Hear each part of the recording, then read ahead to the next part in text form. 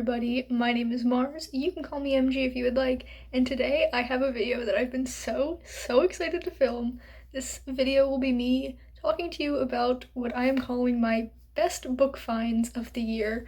So basically, I do a lot of thrifting, I do a lot of visiting free little libraries, and sometimes you find some really great books for not a lot of money, and I just have found so many this year that I wanted to talk about them. I have 10 in particular on this list, and I will, for the most part, tell you where I found them, if I remember how much they cost, and just talk about why I think it's a really good find. So without further ado, let's just start talking about these books.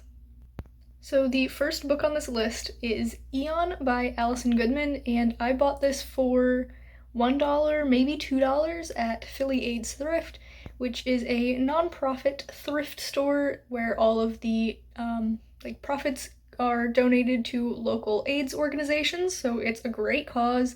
I found so many good things there over the years, and this I found a few months ago. I want to say sometime over the summer I went and bought this, and I think this is a really good find because this is a book that I loved as a child and I've never been able to find anywhere, and I just saw it and I'm like, oh my god, I have to buy this. And I reread it recently and it definitely has its faults, but I still had such a great time, and the nostalgia factor of it all just made me so happy. Like, I literally saw this from across the room at the thrift store and I'm like, you're coming home with me. So that's the first entry on this list.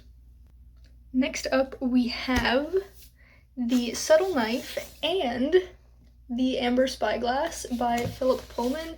These are books 2 and 3 in the His Dark Materials series, and they're these very gorgeous editions. So this says Deluxe 10th Anniversary Edition on it, but then this one just says Deluxe Edition.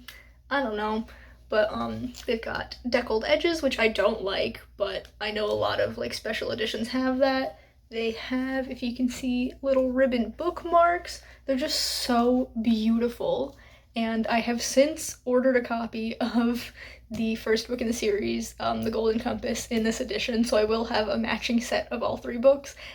I've never actually read The Golden Compass. I know it was the Nostalgia Train book club pick 2 years ago, and I didn't participate that month, but I saw these and I could not pass them up. I bought these from what's probably my favorite used bookstore. It's called Hilltop. It's in Philadelphia, and it's just the cutest little store, and again, like Philly AIDS Thrift, I found a lot of good things there over the years, but this year these 2 books definitely take the cake. I don't remember how much I paid for them, but it was not a lot. It's a used bookstore, and I've gotten a lot of stuff pretty cheap there. That's actually where I bought my Mistborn trilogy books, and I think I paid $2 each for those.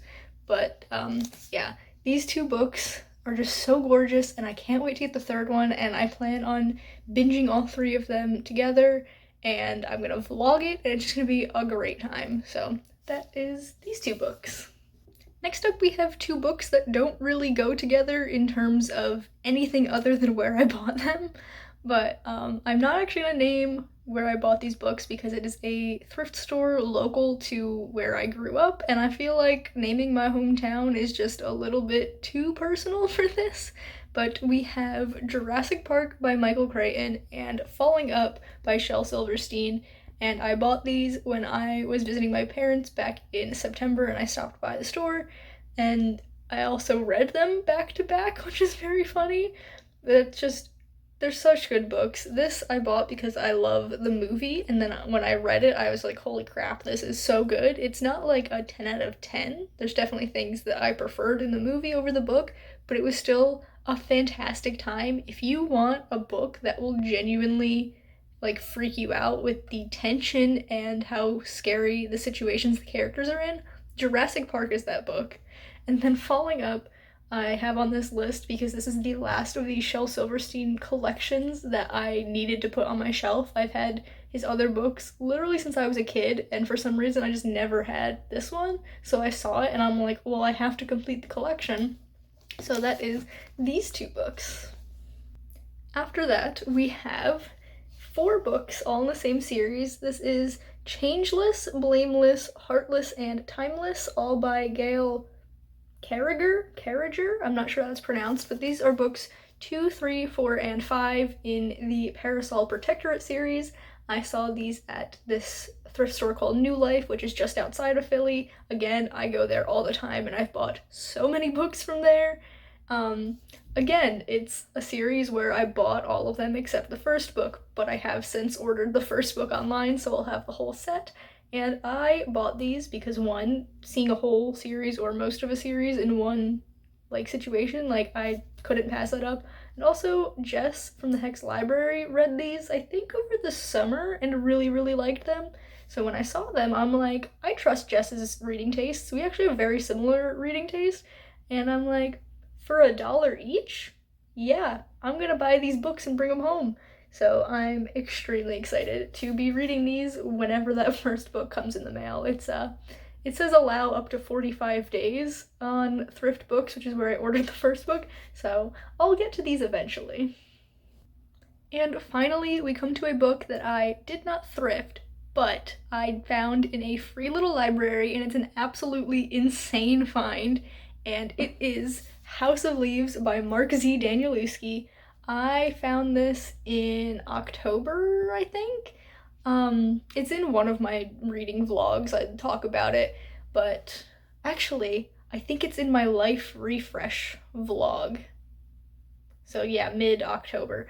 Anyway, this is a book that I've been wanting to read for literal years, but I could never justify spending as much money as it costs to buy this, which, I understand why this book is so expensive. She's thick, but it's $40 for a hardcover or $30 for a paperback at Barnes & Noble, and I'm like, I could buy so many other books with that money.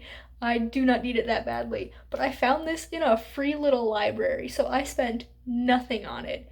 And I cannot wait to read this. Honestly, I wanted to read it the instant that I brought it home, but I have to prioritize my reading sometimes, and this one is unfortunately not that high of a priority, but it's still one that I really, really want to get to soon, and I'm just in awe of the fact that I got a $30 book for free. So that's why this is the last item on the list. I think it's my best find because I did not spend any money on it, whereas I spent a couple of dollars on the other books on this list.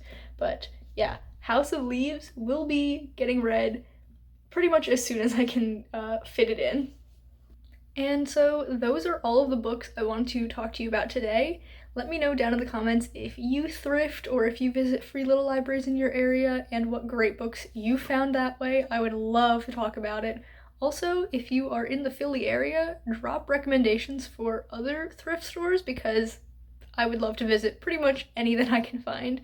But that is the end of this video. If you've enjoyed it, please be sure to give it a big thumbs up. You can subscribe to my channel for more content, and that way I'll see you guys in the next one. Goodbye, everyone.